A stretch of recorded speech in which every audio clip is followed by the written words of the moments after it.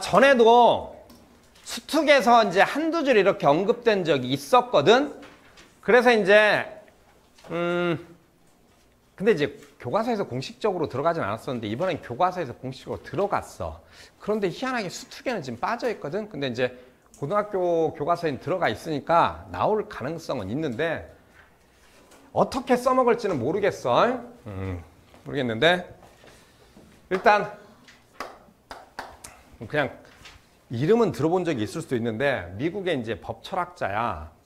법철학자가 법이라고 하는 것들에 대해서 이제 철학적 관점을 이제 제시하는 그런 입장인데 저기 뭐냐 예일대 아마 예일대 로스쿨인가 나오고 판사보를 했었어. 판사보를. 그러니까 아직 판사가 되기 전에 이제 원래 판사 옆에서 이제 그 업무를 담당하는 판사부 역할을 하고 로펌에 다니다가 계속 공부를 해가지고 이제 저기 뭐냐 예일대를 나온 거야. 예일대에서 교수를 하고 나중에 영국에 가서 옥스퍼드에서 법과대학 교수를 하고 뭐 아무튼 지금까지도 법철학자 중에서는 가장 권위 있는 사람이야. 살아있을 때뿐만 아니라 지금도 이제 가장 권위 있는 법철학자거든. 저기 뭐냐면 롤스의 정의로를 상당 부분 옹호해주는 입장인데, 그러니까 이제 약하게, 그러니까 롤스의 정의로를 옹호하면서 원초적 상황이라고 하는 부분을 조금 이제 비판을 해. 조금 논리가 부족하다. 우리가 볼 때는 그것만으로 논리가 충분해 보이는데, 이 뛰어난 법철학자는 롤스의 논리를 그 원초적 상황을 조금 비판을 하더라. 내가 그 부분을 읽어봤는데 정말 깜짝 놀랐어. 이렇게 비판이 가능하구나. 그러니까 비판한다 그러길래 이제 번역된 책에서 그 부분을 조금 읽어봤는데 확실히 뛰어난 철학자들은 다르더라고. 우리나라에 2008년인가 한번 왔었어. 그때 이제 법 전공하는 사람들이 이제 가서 이제 몰려가서 이제 강연을 들었었는데, 하여튼 돌아간 지 얼마 안 됐지만 여전히 법철학계에서는 최고의 권위를 가지고 가장 많이 인용되는 사람이야. 우리나라에도 웬만한 책은, 이 양반 웬만한 책은 주저들은 거의 다 번역이 돼 있어. 오케이? 자, 일단 이 양반은 기본적으로 자연법 사상을 이제 추종을 하는 입장이야. 뭐 이것까지 이제 암기할 필요는 없어. 우리는 어차피 시민물복종에 대해서만 하는 거니까. 우리 근데 이제 이런 말 알아야 돼. 자연법이 뭔 말인지 알아? 뭔 말인지 알지? 원래부터 선천적으로 가지고 있는 권리를 자연법이라고 하는 거잖아. 오케이? 이 새끼는 오늘따라 힘이 없네. 거기에 얘들아, 그 자연법 사상에서 우리는 원래부터 선천적으로 존엄성이라는 권리, 이해됐지? 더불어 평등이라는 권리를 가지고 있다고 놓고 봐. 거기 선생님이 써놨어, 얘들아. 심지어 밑줄도 쳐놨어. 그치? 요것들을 이제 보호하기 위해서 만든 게 바로 뭐야? 이걸 보호하는 게 바로 뭐냐? 헌법이야. 오케이? 그러면 얘들아, 헌법이 있다라고 하는 것들 자체가 지금 뭘 의미하는 거야? 드워킨도 기본적으로 민주주의를 전제를 하는 거야. 말 이해되지? 네. 오케이? 그러니까 이제 여기서 불복종의 기준은 뭐다?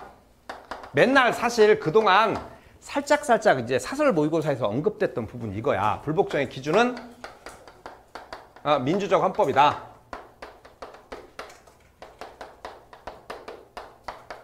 왜냐하면 이 헌법이라고 하는 것들이 드워킨이 볼 때는 이거를 말 그대로 얘들아 보호하기 위해서 제정한 것이 헌법이니까. 말 이해되죠?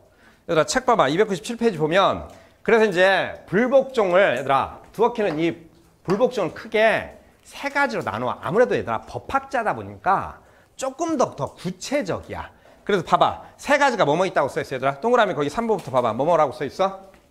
일단 첫 번째가 뭐야? 일단 첫 번째가 도덕에 기초한 불복종이야. 여기서 얘들아 도덕이라고 하는 것들은 뭘 얘기하는 거야? 양심을 의미하는 거야. 내가 양심에 따라서 직관으로 바로 이건 잘못된 건데 하고 판단할 수 있는 것들이 있단 말이야. 거기 예시 봐봐. 뭐라고 써놨어? 예시 뭐라고 써놨어? 미국의 얘들아 19세기 같은 경우나 19세기에 얘들아 도주한 노예를 도와주는 건 처벌받는 거야. 도주한 노예를 보면 잡아다가 되돌려 주거나 아니면 경찰에 신고를 해야 돼. 근데 내가 양심에 따르면 노예제라고 하는 것들 자체가 아주 잘못된 거야.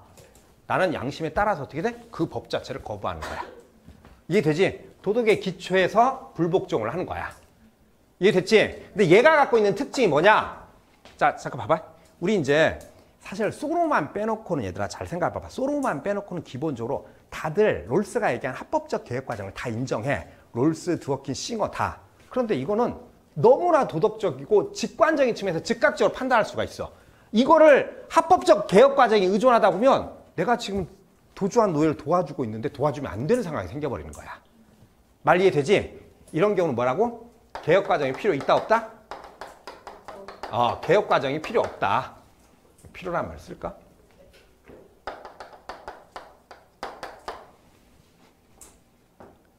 이해됐죠? 자, 그 다음에 이제 두 번째가 이제 정의에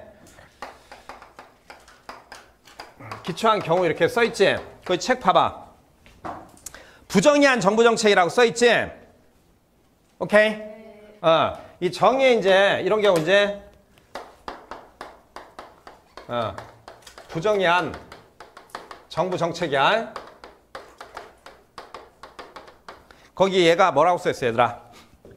아까 선생님이 얘기한 흑백 분리정책 같은 경우. 오케이? 합법적으로 만들긴 했어. 예를 들면 이제 거기 이제 선생님이 이렇게 써놨잖아. 흑백 분리정책, 인종분리 법규.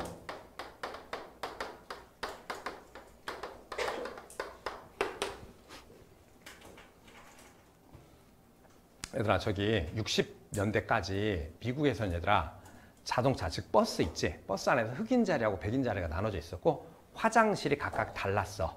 그리고 군부대 내에서도 숙소들이 달랐어. 사실상 흑인을 배제하기 위한 정책이거든. 근데 이제 그러면서도 골 때린 게 뭐냐면 이 법을 만들 때 이게 법 이름이 있는데 분리되지만 평등하다 뭐 이런 식의 말도 안 되는 개소리를 했어. 이게 이제 이제 흑백 분리 정책에 항의한 게 이제 누구였냐면 우리가 앞에서 배운 마틴 루서 킹이야. 그 마틴 루서 킹이 이제 그 민권 운동이 55년도에 엘레바마 주에선가 백인들이 탄 자리가 다 앉으면 흑인들의 자리가 따로 있고 백인들이 탄 자리가 따로 있는데 백인들의 자리가 다 앉으면 흑인한테 가서 자리를 요구할 수가 있어. 근데 이걸 거부하면 안 되는 거야. 이게 이제 남부에 옛날 노예 제도를 가지고 있던 남부 지역에서 이런 일이 있었는데 한 아주머니가 이걸 거부했어. 그러자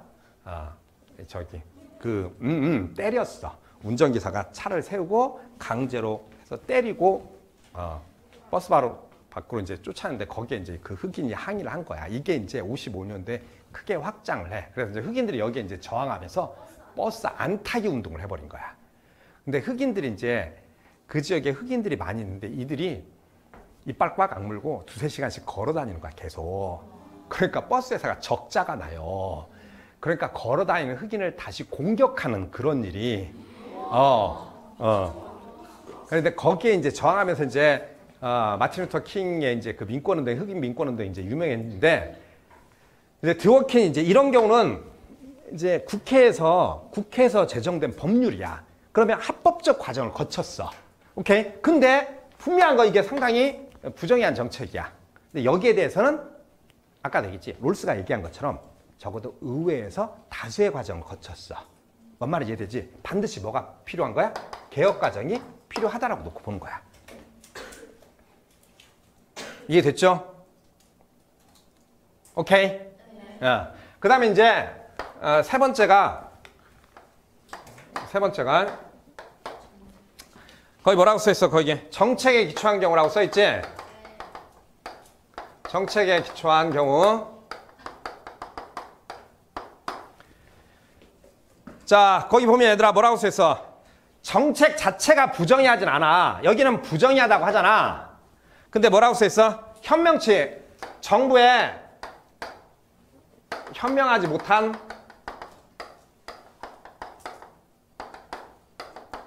결정인데 거기 봐봐. 선생님이 책에 어떤 예시를 써놨지? 정부가 지금 자국 방어를 위해서 핵무기를 개발하는 경우, 그리고 핵무기를 개발해서 이제 전선에 배치를 하는 경우, 그러면 상대 국가가 엄청나게 자극받을 거 아니야.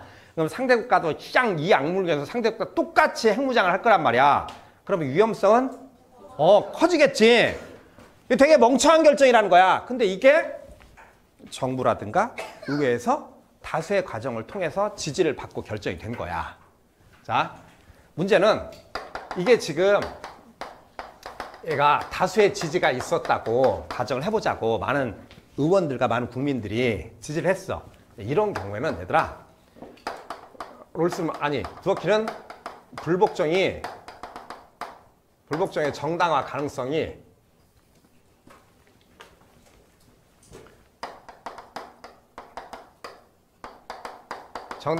상당히 낮다고 놓고 봐.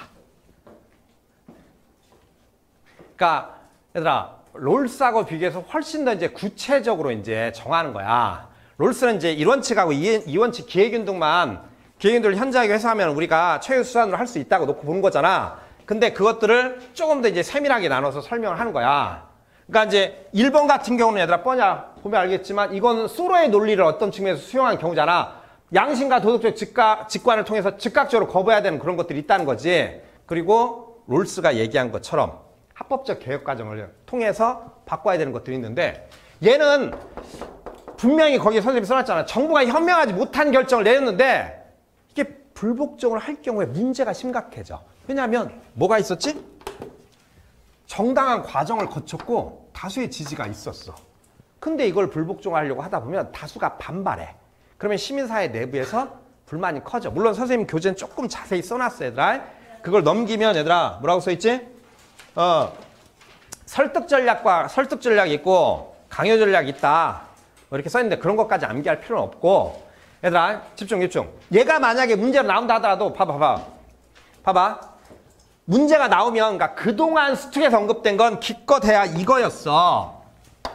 두어킨이라는 학자가 있는데 이 사람의 불복종의 기준은 헌법이야. 근데 왜 헌법이냐? 그러니까 무턱대고 이 헌법이 얘들아 독재국가의 헌법이 아니야. 민주국가의 헌법이에요. 왜냐하면 민주국가의 헌법은 이 두 가지 원리를 담고 있으니까 여기에 위배하면 이제 불복종을 할 수 있지만 그걸 좀 조금 더 이제 세밀하게 얘기를 하는 거야. 근데 어차피 선생님이 얘기한 1, 2, 3번은 얘들아 이건 제시문에서 줄 거야.